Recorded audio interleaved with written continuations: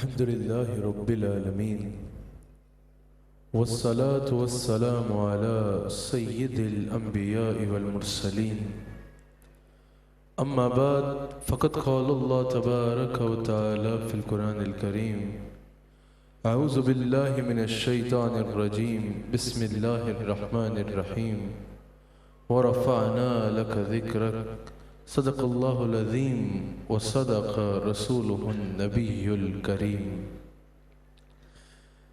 ناظرین اکرام، AOIQ T V پر آپ programme دیکھ رہے ہیں فضائل رمضان، جو آغاز رمضان سے انتہائی رمضان تک روزانہ AOIQ ٹی وی پہ میرے اور آپ کا گفتگو کا سلسلہ ہے۔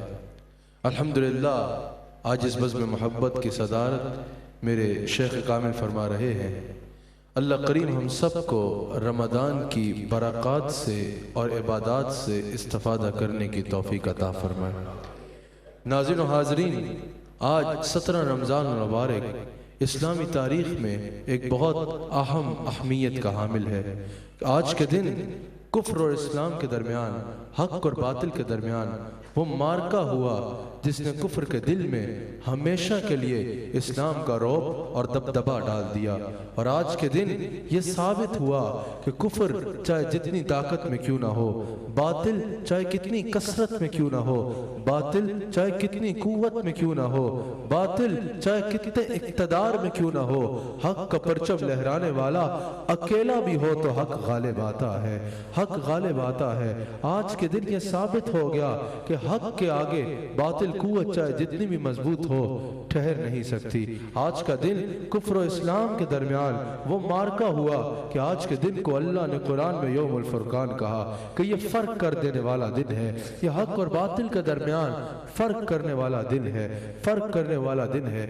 جب کسی بھی غزوے کی بات آتی ہے، غزوہ بدر کی بات یا کسی بھی غزوے کی بات، تو سب سے پہلا سوال ذہن میں یہ آتا ہے کہ آخر یہ غزوہ ہوا کیوں، اس کی ضرورت کیوں پیش آئی۔ تو پہلے میں غزوہ بدر کیوں ہوا یا آپ کے آگے بیان کر دوں۔ جب حضور علیہ السلام نے اعلان نبوت فرمایا اور حضور علیہ السلام نے دعوت توحید دی، توحید کے بارے میں بتایا، اپنی رسالت کے بارے میں بتایا، تو لوگ جوگ در جوگ اسلام میں داخل ہونا شروع ہو گئے۔ حضور علیہ السلام کے ہاتھ پہ تیزی سے لوگوں نے جب اسلام قبول کرنا شروع کیا تو کفار مکہ کو یہ بات ہرگز پسند نہ آئی کہ حضور علیہ السلام نے اعلان نبوت فرمایا ہے، ان کے خداؤں کی نفی کی ہے کہ یہ سب جھوٹ ہے، ایک خدا ہے، ایک توحید کی طرف بلایا، ایک خدا ہے، بزرگ برتر خدا ہے، صرف اسی کی عبادت کرو، باقی سب کی عبادت کرنا شرک ہے اور باطل ہے۔ جب حضور علیہ السلام نے اللہ کی طرف بلایا، ان کو ہرگز یہ بات پسند نہ آئی، انہوں نے حضور علیہ السلام کے لیے مشکلات پیدا کرنے کی کوشش کی۔ پھر اس کے باوجود جوگ در جوگ لوگ اسلام میں داخل ہو رہے ہیں، لوگ تیزی کے ساتھ حضور علیہ السلام کے ہاتھ پر اسلام قبول کر رہے ہیں، ان کو یہ بات ہرگز پسند نہ آئی۔ انہوں نے حضور علیہ السلام پر اور حضور علیہ السلام کے غلاموں پر ستم کے پہاڑ گرانا شروع کر دیے۔ کبھی رستے میں کانٹے بچھائے جاتے اور طائف کی وادی کے منظر بھی مسلمانوں کی آنکھوں کے آگے سے ہٹتے نہیں ہیں، مسلمان بھول نہیں سکتے۔ حضور علیہ السلام کے صحابہ کو اور صحابیات کو پکڑ کے شہید کرنا شروع کر دیا گیا، شہید کرنا شروع کر دیا گیا۔ شعب ابی طالب کی مشکلات بھی تاریخ کے اوراق پڑھنے والے اور احادیث پڑھنے والے جانتے ہیں۔ جب مشکلات انہوں نے حد سے زیادہ پیدا کر دی، یہی وجہ بنی حضور علیہ السلام کی مکہ مکرمہ سے مدینہ منورہ کی جانب ہجرت کرنا۔ ایک تو انہوں نے ستم کے پہاڑ گرائے، ہجرت کے وقت بھی انہوں نے ظلم کی انتہا کر دی کہ صحابہ کے مال لوٹ لیے، صحابہ کے مال ان کو ساتھ نہیں لے جانے دیے، بلکہ کہا کہ جو جانا چاہتا ہے، جو حضور کے ساتھ گئے وہ تو اکیلے گئے، مال لے کے نہ گئے، کچھ مال لے گئے لیکن زیادہ مال پہ انہوں نے قبضہ کر لیا۔ اور بالخصوص بعد میں تو انہوں نے یہ اعلان کر دیا کہ جو وہاں جانا چاہتا ہے وہ یہ ذہن میں رہے، اس کی جائیداد پہ بھی ہم قبضہ کریں گے، اس کا گھر بھی ہم رکھیں گے، اس کا سارا مال ہم رکھ لیں گے، اور اگر پھر وہ واپس آتا ہے تو اس کو واپس نہیں ملے گا۔ یہ انہوں نے مسلمانوں کا سارا مال لوٹ لیا، مسلمانوں کے گھر تک لوٹ لیے، سارا مال لوٹ لیا۔ جب حضور علیہ السلام مدینہ منورہ پہنچے اور صحابہ بھی مدینہ منورہ حضور کے ساتھ ہجرت کر کے آ گئے. انہوں نے صحابہ کا مال لوٹ لیا تو انہوں نے ایک تجارتی قافلہ تیار کیا, ایک تجارتی قافلہ تیار کیا, اور اسی مال سے وہ تجارتی قافلہ تیار ہوا تھا جو مسلمانوں کا لوٹا گیا تھا, جو مسلمانوں کا لوٹا گیا تھا. اور تاریخ میں موجود ہے کہ اتنا بڑا تجارتی قافلہ تھا کہ اس سے بڑا تجارتی قافلہ مکہ کی تاریخ میں کبھی مکہ سے نہیں نکلا تھا تجارت کی خاطر. آتا ہے کہ اس میں مرد تو مرد ہیں, عورتوں نے بھی اس تجارتی قافلے میں اپنا مال ڈالا, عورتوں نے بھی اس تجارتی قافلے میں اپنا حصہ ڈالا. اور اس کا مقصد کیا تھا؟ اس کا مقصد یہ تھا کہ مسلمانوں کے ہی لوٹے گئے مال میں اپنا بھی کچھ مال ملایا جائے, ایک بڑا تجارتی قافلہ تیار کیا جائے, اور اس سے جتنا منافع ہوگا اس سے اسلام کو کمزور کیا جائے, اس سے مسلمانوں کے لیے مزید مشکلات پیدا کی جائیں, اسلام کو کمزور کیا جائے اور اپنے آپ کو مسلمانوں کے مقابلے میں مزید طاقتور کیا جائے تاکہ مسلمانوں پہ غالب آ سکے, تاکہ مسلمانوں پہ غالب آ سکے. جب ان کے اس ناپاک ارادے کا حضور علیہ السلام کو خبر ہوئی تو حضور علیہ السلام نے اپنے صحابہ سے ارشاد فرمایا کہ کیوں نہ ہم اس قافلے کا تعاقب کریں, اس میں ہمارا ہی لوٹا گیا مال ہے, ہم اپنا مال واپس حاصل کر لیں. وہ قافلہ ابو سفیان کی قیادت میں نکلا تھا اور اس قافلے کے صرف 40 محافظ تھے. تو کیونکہ کوئی جنگ کا ارادہ نہیں تھا, یہ ذہن میں رکھیے گا کہ جب حضور علیہ السلام مدینہ منورہ سے نکلے اپنے صحابہ کے ساتھ تو جنگ کا دور دور تک تصور بھی نہیں تھا, صرف ایک ایسے قافلے کو روکنا تھا جس کے 40 محافظ تھے اور اپنے ہی لوٹے گیا مال واپس حاصل کرنا تھا. تو 40 محافظوں پہ مشتمل قافلے کو روکنے کے لیے اور اپنا مال حاصل کرنے کے لیے واپس 313 بہت بڑی تعداد تھی, 313 بہت بڑی تعداد تھی. جس قافلے کے صرف 40 محافظ ہیں اس کے تعاقب کے لیے اور اس کو روکنے کے لیے 313 بہت بڑی تعداد تھی. تو کوئی جنگی سامان بھی زیادہ نہیں تھا, کوئی زیادہ تیر انداز بھی نہیں تھے, زیادہ نیزے باز بھی نہیں تھے, کوئی زیادہ جنگی سامان بھی نہیں تھا. صرف قافلے کے تعاقب کی نیت سے حضور علیہ السلام اپنے 313 غلاموں کے ساتھ مدینہ منورہ سے نکلے. جب حضور علیہ السلام مدینہ منورہ سے نکلے ابو سفیان کو خبر ہو گئی کہ حضور علیہ السلام ہمارے قافلے کے تعاقب کے لیے اپنے 313 غلاموں کے ساتھ, اپنے کچھ غلاموں کے ساتھ نکل چکے ہیں اور اپنا لوٹا گیا مال جو ہم نے انہی کا لوٹا ہے اس کو واپس حاصل کرنے کا ارادہ رکھتے ہیں, واپس حاصل کرنے کا ارادہ رکھتے ہیں. ابو سفیان نے مکہ میں قاصد بھیجا کہ جاؤ ابو جہل کو بتا دو, جاؤ مکہ کے سرداروں کو بتا دو کہ حضور اور ان کے صحابہ اپنا مال واپس لینے کے لیے نکل آئے ہیں, ہمارے قافلے کا تعاقب کر رہے ہیں, اب اگر اپنے مال بچا سکتے ہو تو بچا جاؤ. اس نے جا کے جب مکہ میں منادی کی کہ یہ ہونے والا ہے,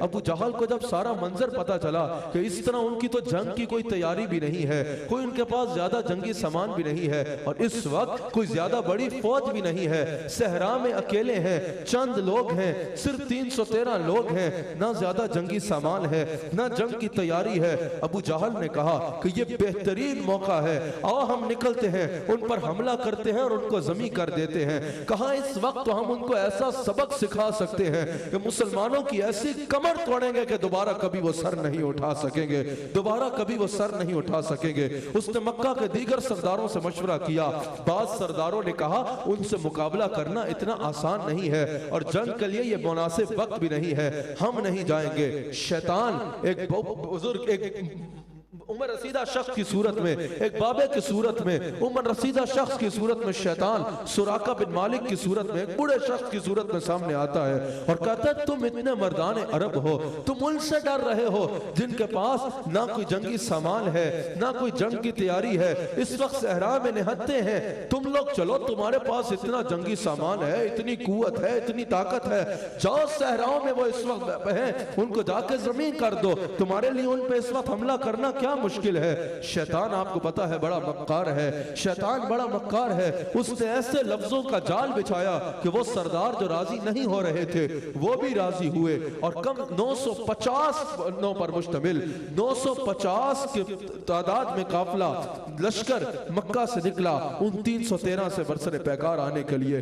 950 لوگ, ان 313 میں سے بہت تھوڑے ہیں جن کے پاس تلواریں موجود ہیں, باقیوں نے تو درختوں کی ٹہنیاں پکڑی تھی. تھی. بہت تھوڑے ہیں جن کے پاس گھوڑے موجود ہیں, بہت تھوڑے ہیں جن کے پاس جنگی سامان موجود ہے. ان میں سے تو ایک بھی جنگ کی تیاری سے نہیں آیا, اور یہ 950 لوگوں میں سے ہر ایک جنگی تیاری کے ساتھ گیا, ہر ایک جنگی سامان کے ساتھ گیا, ہر ایک جنگ کی نیت کے ساتھ گیا. جب یہ مدینہ منور, جب یہ مکہ مکرمہ سے نکلے, جب یہ مکہ سے نکلے, بدر کے مقام کے قریب پہنچے, تو حضور علیہ السلام کو اس کی خبر ہو گئی کہ مکہ سے 1000 کے قریب لوگوں کا لشکر آ رہا ہے ہم سے برسر پیکار آنے کے لیے. حضور نے اپنے صحابہ کو مخاطب کیا اور کہا تم لوگوں نے میرا بہت ساتھ دیا, تم یہاں تک آئے, لیکن کیونکہ تم لوگ گھر بتا کے نہیں آئے, تم لوگ جنگ کی تیاری سے نہیں آئے, تم میں سے یہاں سے جو واپس جانا چاہتا ہے چلا جائے, مجھے اس سے کوئی گلہ نہیں ہوگا, مجھے اس سے کوئی گلہ نہیں ہوگا, جو واپس جانا چاہتا ہے وہ جا سکتا ہے. حضرت صدیق اکبر اٹھے,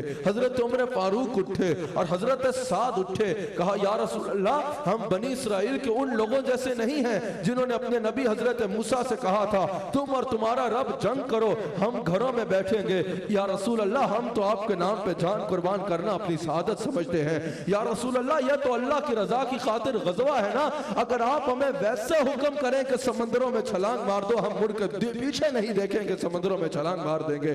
یا رسول اللہ, ہم آپ کو چھوڑ کے چلے جائیں, یہ ممکن نہیں ہے, ہم آپ کے ساتھ رہیں گے اور اپنی جانیں آپ پہ قربان کریں گے. حضور علیہ السلام بدر کے مقام پہ پہنچے. حضور نے صحابہ سے فرمایا سو جاؤ. آسمان سے بارش برسی, ٹھنڈی ہوا چلی اللہ کی جانب سے تاکہ حضور کے غلام رات کو آرام کر لے. حضور کے غلام سو رہے ہیں اور صدیق اکبر کہتے ہیں کہ حضور سجدہ ریز ہیں. صدیق اکبر کہتے ہیں کہ حضور اتنا رو رہے ہیں کہ میرا دل پھٹ رہا ہے. صدیق اکبر کہہ رہے ہیں میں نے حضور کو آج سے پہلے اتنا روتے نہیں دیکھا, حضور زارو قطار رو رہے ہیں. صدیق اکبر نے کہا یا رسول اللہ بس کیجئے, آپ ایسے نہ کیجئے, آپ کو ایسے روتے ہم نہیں دیکھ سکتے. لیکن حضور روئے جا رہے ہیں. صدیق اکبر کہتے ہیں میری ہمت نہیں ہو رہی تھی, لیکن میں نے بڑی ہمت کر کے پھر عرض کی یا رسول اللہ آپ ایسے مت روئیں, ہم سے دیکھا نہیں جا رہا. لیکن صدیق اکبر کہتے ہیں حضور اس رات سجدے میں ہیں, سجدے سے سر نہیں اٹھا رہے اور زارو قطار روئے جا رہے ہیں. اور آپ جانتے ہیں الفاظ کیا ہیں حضور کی زبان پر؟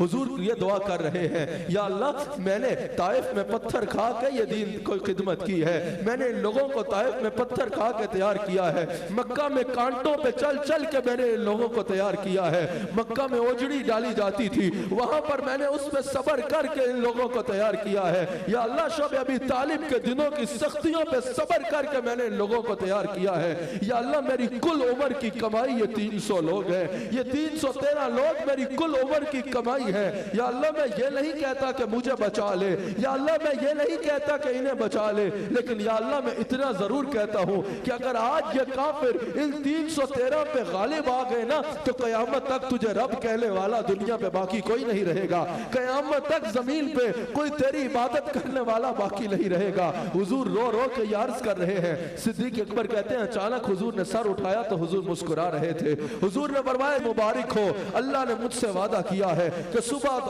آسمان سے ملائکہ اتریں گے, ہماری مدد کریں گے اور اللہ ہمیں فتح عطا فرمائے گا. اور وہ دیکھو جبریل زرد رنگ کا امامہ باندھے 1000 ملائکہ کی فوج کے ساتھ, 1000 ملائکہ کی فوج کے ساتھ گھوڑے کی رکاب تھامے زمین و آسمان کے درمیان حاضر ہے. صبح یہ اتر کے ہمارے ساتھ جنگ لڑیں گے, صبح یہ اتر کے ہمارے ساتھ جنگ لڑیں گے. اور یاد رکھنا عمیر ابو جہل کا ایک سپاہی تھا, اس کا ابو جہل نے بھیجا کہ جاؤ ذرا منظر تو دیکھ کے آؤ. اس نے کہا ان کے پاس تو صرف 2 گھوڑے ہیں, 70 اونٹ ہیں, 313 لوگ ہیں, وہ تو اتنے ہیں کہ 303 اونٹ بھی دیے جائیں تو ان کے کھانے کے لیے بہت ہوں گے.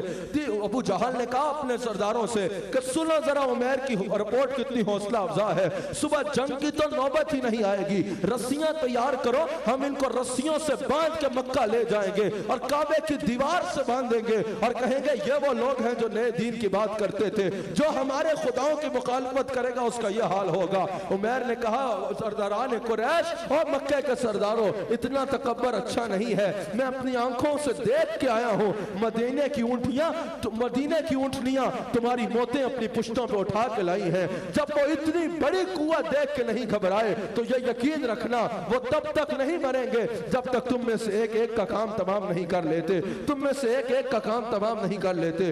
صبح جنگ کا آغاز ہوتا ہے, سورہ انفال میں بھی موجود ہے, ملائکہ زمین پر اترتے ہیں, 1000 کے قریب ملائکہ زمین پر اترتے ہیں. جنگ شروع ہوئی, صحابہ کہتے ہیں یا رسول اللہ کفار گھوڑوں سے گر رہے ہیں لیکن گرانے والا نہیں دکھتا, ان کی گردنیں کٹ رہی ہیں لیکن کاٹنے والا نہیں دکھتا. حضور نے فرمایا الحمدللہ آسمان سے ملائکہ اتر آئے ہیں جو غزوہ بدر میں ہماری مدد کر رہے ہیں. سراقہ بن مالک کی شکل میں، ایک بابے کی شکل میں جو شیطان آیا تھا، دیکھا گیا کہ وہ بھاگ رہا ہے. ایک سردار نے آواز ماری، او بابے سانو پھنسا کے خود کتنے نس رہا ہے، ہمیں پھنسا کے خود کہاں بھاگ رہا ہے؟ کہا جو میں دیکھ رہا ہوں وہ تم نہیں دیکھ رہے، مجھے نظر آ رہا ہے اب تمہاری شکست اور موت کے سوا تمہارے مقدر میں اور کچھ نہیں ہے، تمہارے مقدر میں اور کچھ نہیں ہے. اور حضرت علی فرماتے ہیں ہم سب تو غزوہ کر رہے تھے، ہم نے دیکھا کہ ایک شخصیت ایسی ہے جو سب سے آگے خود کفار کی صفوں میں گھس کے لڑ رہے ہیں اور حملہ کر رہے ہیں، بڑی جواں مردی سے لڑ رہے ہیں. اور حضرت علی کہتے ہیں وہ کوئی اور نہیں تھا، وہ خود آمنہ کے لال تھے، وہ خود آمنہ کے لال تھے جو سب سے آگے کفار کی صفوں میں گھس کے حملہ کر رہے تھے، جو سب سے زیادہ جواں مردی سے لڑ رہے تھے. وہ خود سیدہ فاطمہ کے بابا تھے، وہ خود سیدہ فاطمہ کے بابا تھے. یاد رکھیے گا حضور علیہ السلام کے دین کو ایسی پتہ ہوئی کہ کافر بھاگ گئے، ابو جہل فی النار ہو گیا، عتبہ و شیبہ واصل جہنم ہوئے، ان کے بڑے بڑے سردار واصل جہنم ہوئے، ان کی لاشوں کو کنویں میں ڈالا گیا. اور حضور نے خطاب فرمایا او ابو جہل، او عتبہ و شیبہ، کیا تم نے میرے رب کے فیصلے کو سچا نہ پایا؟ دیکھ لو باطل چاہے جتنی طاقت اور کثرت میں بھی کیوں نہ ہو وہ کبھی حق پہ غالب نہیں آ سکتا. جاء الحق وزهق الباطل ان الباطل کان زہوقا. اللہ کی رحمت ہے